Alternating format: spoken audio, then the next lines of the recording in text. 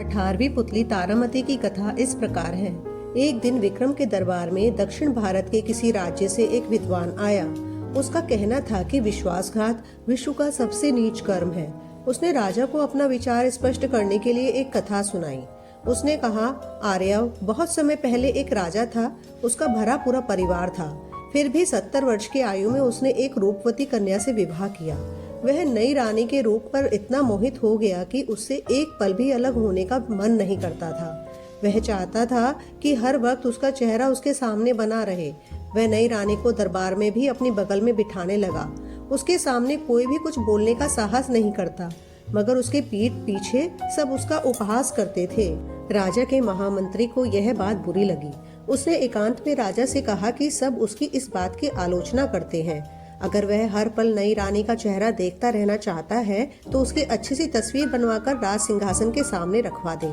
क्योंकि इस राज्य में राजा के अकेले बैठने की परंपरा रही है, इसलिए उसका रानी को दरबार में अपने साथ लाना अशोभनीय है। महामंत्री राजा का युवा काल से ही मित्र जैसा था और राजा उसकी हर बात को गंभीरता पूर्वक लेता था। उसने महामंत्री से किसी अच्छे चित्रकार को छोटी रानी के चित्र को बनाने का काम सौंपने को कहा। महामंत्री ने एक बड़े ही योग्य चित्रकार को बुलाया। चित्रकार ने रानी का चित्र बनाना शुरू कर दिया। जब वह चित्र बनकर राज दरबार आया तो हर कोई चित्रकार का प्रशंसक हो गया। बारीक से बारीक चीज को भी चित्रकार ने उस चित्र में उतार दिया था। चित्र ऐसा जीवंत था मानो छोटी रानी किसी भी क्षण बोल पड़ेंगी। राजा को भी चित्र बहुत पसंद आया। तभी उनकी नजर चित्रकार द्वारा बनाई गई रानी की जांघ पर गई, जिस पर चित्रकार ने बड़ी सफाई से एक तिल दिखा दिया था। राजा को शंका हुई कि रानी के गुप्त अंग भी चित्रकार ने देखे हैं और क्रोधित होकर उसने चित्रकार से सच्चाई बताने को कहा। चित्रकार ने पूरी शालीनता से उसे विश्वास दिलाने की कोशिश की कि प्रकृति ने उसे सूक्ष्म दृष्टि दी है, जिससे उसे छिपी हुई बात भी पता चल जाती है। तिल उसी का एक प्रमाण है और उसने तिल को खूबसूरती बढ़ाने के लिए दिखाने की कोशिश की है। राजा को उसकी बात पर जरा भी विश्वास नहीं हुआ। उसने जल्लादों को बुलाकर तत्काल घने जंगल में जाकर उसकी गर्दन उड़ा देने का हुक्म दिया तथा कहा कि उसकी आंखें निकालकर दरबार में उसके सामने पेश करें। महामंत्री को पता था कि चित्रकार की बातें सच है। उसने रास्ते में उन जल्लादों को धन का लोभ देकर चित्रकार को मुक्त करवा लिया तथा उन्हें किसी हिरण को मारकर उसकी आंखें निकाल लेने को कहा, ताकि राजा को विश्वास हो जाए कि कलाकार को खत्म कर दिया गया है।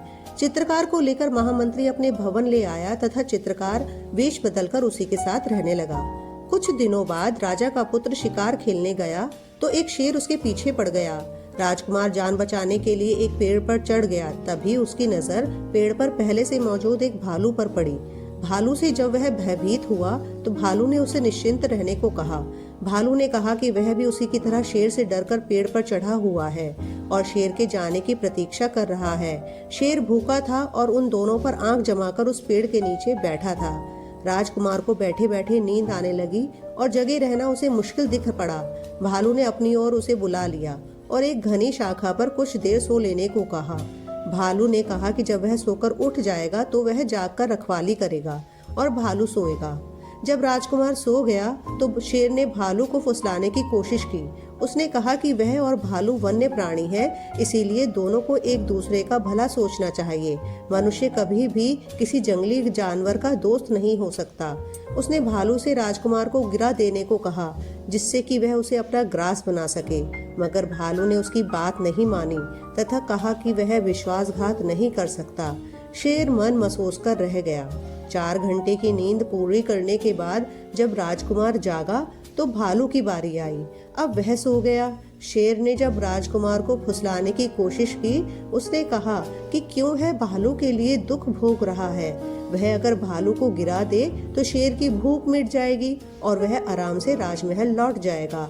राजकुमार उसकी बातों में आ गया। उसने धक्का देकर भालू को गिराने की कोशिश की, मगर भालू न जाने कैसे जाग गया और राजकुमार को विश्वासघाती कहकर खूब धिक्कारा। राजकुमार की अंतरात्मा ने उसे इतना कोसा कि वह गूंगा हो गया।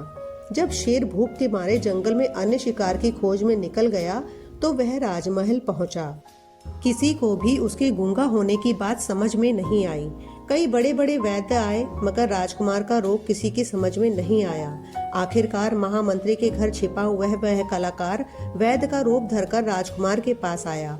उसने गूंगे राजकुमार के चेहरे का भाव पढ़कर सब कुछ जान लिया।